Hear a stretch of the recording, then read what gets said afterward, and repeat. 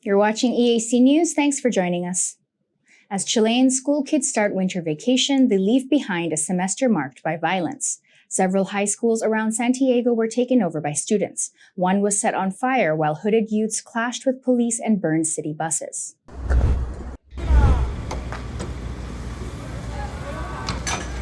In June, the prestigious Internado Nacional Barros Arana High School in Santiago was temporarily shut over severe violence, including the principal's office being set ablaze. In a country that has seen rapid but uneven development in recent decades, angry protests by students over expensive and poor quality school and university education have become more frequent. For youngsters that have now exacerbated, experts say, by pandemic-related behaviour issues, although some signs of negative long-term effects of coronavirus lockdowns on children that have been seen elsewhere, Chile seems to be particularly hard hit.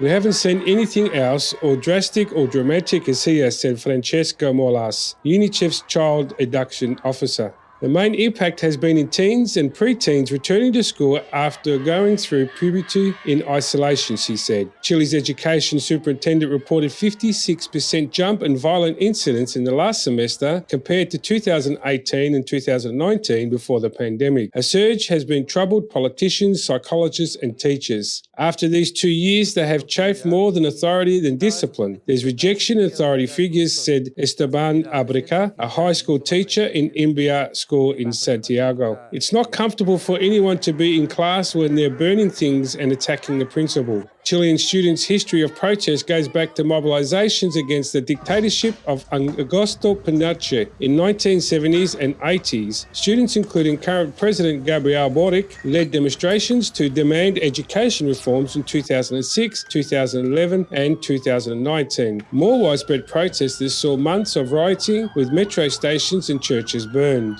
Valencia Averedo, a 16-year-old high school student in Santiago, said protesters were the only way to be heard, and while she did not agree with the bus burnings or clashes with the police, she sympathised with the anger students felt. I understand those who do not because you act the rage sometimes, shame and pain, she said, citing issues like school missing basic infrastructure, including doors and decent bathrooms. Adults don't take students seriously, so we take over schools, because if we try to talk, they don't listen. And Sevedo said, we regretfully live in a society that reacts to violence. If I give you violence, you give me what I want. Education Minister Antonio Avila told Reuters that the issues are linked with wider social unease.